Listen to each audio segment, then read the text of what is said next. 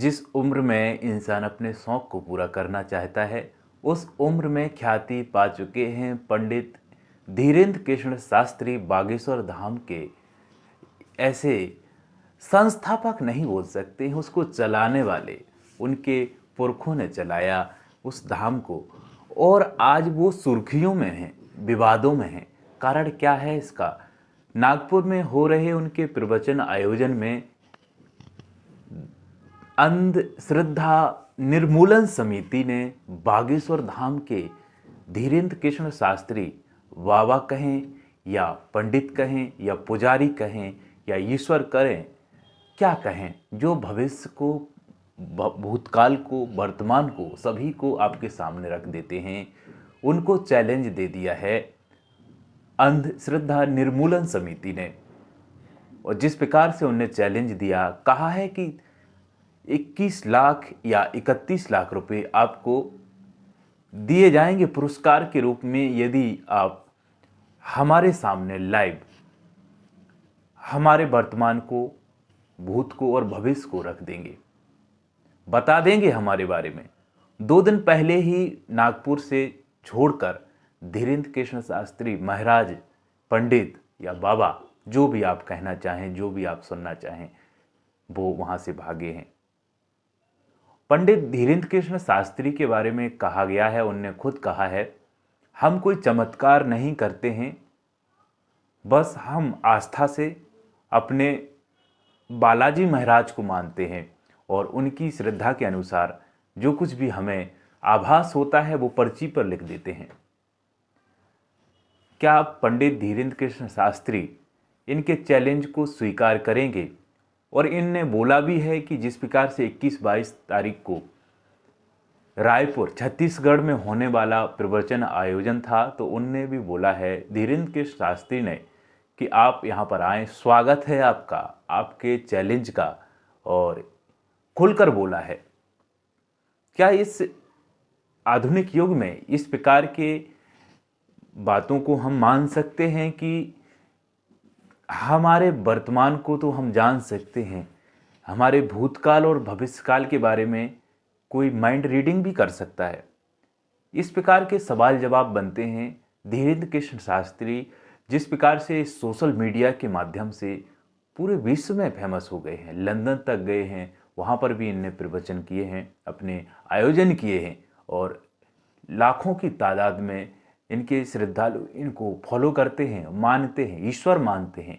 बागेश्वर धाम की बात करें, ईश्वर के रूप में उनको माना जा रहा है, और उनने बोला है मैं तो बस एक भक्त हूँ और भक्त की तरह बालाजी महाराज की सेवा करता हूँ, और जो आभास होता है वो पर्ची में लिख देता हूँ।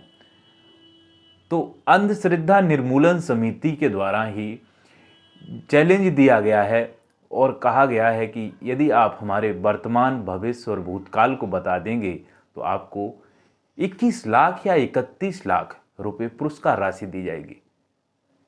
तो आज के युग में ये सब चीज़ें कर पाना संभव है? माइंड रीडिंग है या क्या है?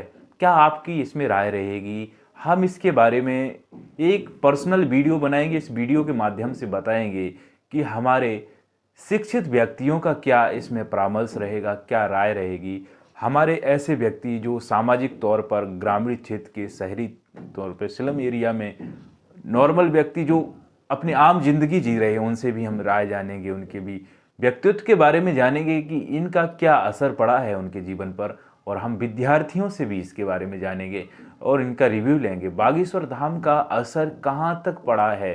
क्या इससे हमारे जीवन पर हम एक छोटी बड़ी चीज़ों पे श्रद्धा के, आस्था के आधार पर हम विश्वास करना चाहेंगे या प्रैक्टिकली होना चाहेंगे? इससे शिक्षा पर किस प्रकार का असर पड़ेगा, विद्यार्थियों पर किस प्रकार का असर पड़ेगा? जब आम व्यक्ति पर इतना असर पड़ रहा है तो विद्यार्थी पर भी थोड़ा बहुत असर पड़ेगा। क्या वो प्रैक्टिकल होना बंद कर देगा? इस प्रकार के जो वीडियो आ रहे हैं, जिस प्रकार की बातें आ रही हैं, वर्तमान काल में बात करें, आधुनिक काल में बात करें, जब इस प्रकार की बातें आती हैं तो सोचने पर मजबूर हो जाता है इंसान। धीरेन्द्र कृष्ण शास्त्री बस इतना कहते हैं कि हमें जो आभास होता है पर्ची पर लिख देते हैं। क्या आपके भूतकाल को या भविष्य को कोई पर्ची पर लिख देगा। कहाँ तक ये सच लगता है? देखने में तो ये सच लगता है। जिस प्रकार के वीडियो वायरल हो रहे हैं, इन वीडियो के माध्यम से ही आप जान सकते हैं कि पंडित धीरेन्द्र कृष्ण शास्त्री की 26 साल की उम्र में, महज 26 साल की उम्र में इतनी ख्याति पाली है। जिस उम्र में आपका शौक होता है, उस उम्र में वो पूरे विश्व में फेमस होने जा रहे हैं। माध्यम क्या रहा? सोशल मीडिया के माध्यम से उन्होंने बताया है कि ये हमारे दादाजी, यानी उनके पापा के पापा, आप तो समझते ही होंगे, सब समझते, दादाजी ने इसको बागेश्वर धाम की ये दरबार लगाया, इस दरबार को आगे बढ़ाया। उन्हें ये भी कहा कि हमारे दादाजी ने जब दरबार लगाया तो इस प्रकार के सवाल हमारे सामने, दादाजी के सामने देखने को नहीं मिले। लेकिन जब जागरूक जनता हो जाती है और ऐसी जागरूक जनता के सामने इस प्रकार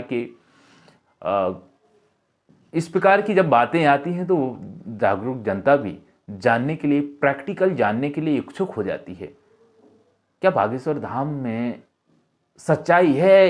ये सब जानने की, जिस प्रकार से बोला गया है, जिस प्रकार से देखने को मिलता है, लाखों की तादाद में प्रतिदिन श्रद्धालु जाते हैं और अपनी श्रद्धा के अनुसार भूत प्रेत, जिस भी प्रकार का आपको रोग, मनोरोग, कुछ भी हो, लाइव बता देते हैं, देखते हैं। बहुत सारे वीडियो वायरल होते हैं। इसमें परामर्श क्या रहेगा? क्या श्रद्धा है लोगों की? इस श्रद्धा के दौर में आप अंधविश्वास पे हावी तो नहीं हो जाएंगे? अंधविश्वास आपके ऊपर इतना हावी हो जाए इस आधुनिक युग में या नहीं, क्या कह सकते हैं? शिक्षा के दौर में इस प्रकार की जब बातें आती हैं तो असर किस प्रकार से इंसान के व्यक्तित्व पर पड़ता है, किस प्रकार के, इसमें हम किसी की श्रद्धा को ठेस नहीं पहुंचाना चाहते हैं। बस सोचने पर एक बार मजबूर जरूर करना चाहते हैं कि जिस प्रकार से आपको प्रैक्टिकली होना चाहिए, उस प्रकार से यदि प्रैक्टिकली नहीं होंगे तो कहीं ना कहीं लोग मजबूर हो जाएंगे अंधविश्वास की ओर जाने पर। और अंधश्रद्धा निर्मूलन समिति ने जो चैलेंज दिया है, उस चैलेंज को स्वीकारने की भी बात कही है। लेकिन अंध निर्मूलन समिति है, जो श्रद्धा समिति है, इस समिति ने जब जिस प्रकार से चैलेंज रखा है, उस चैलेंज के बारे में धीरेन्द्र कृष्ण शास्त्री ने स्पष्ट तौर पर ये कहा है कि आप रायपुर में आइए, स्वागत रहेगा आपका, आपके जो भी चैलेंज रहेंगे उसको स्वीकार करेंगे। दूध का दूध, पानी का पानी हो जाएगा।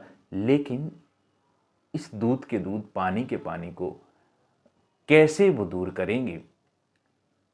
और पैसे की बात करें तो पैसा मायने नहीं रखता है धीरेन्द्र कृष्ण शास्त्री को, जिस प्रकार से उन्होंने बोला है।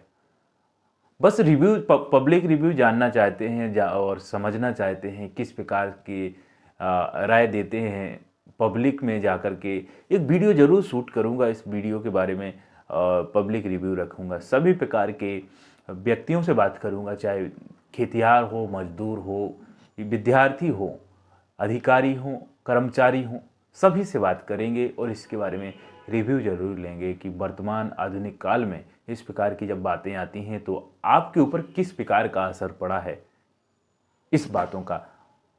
तो यही बात थी। बागेश्वर धाम जिस प्रकार से वायरल हो रहे हैं, मानने योग्य है, प्रैक्टिकली बात इसमें जानने योग्य है कि आखिर माजरा क्या है इसको जानने का। तो अगले वीडियो में मिलेंगे, तब तक के लिए नमस्कार।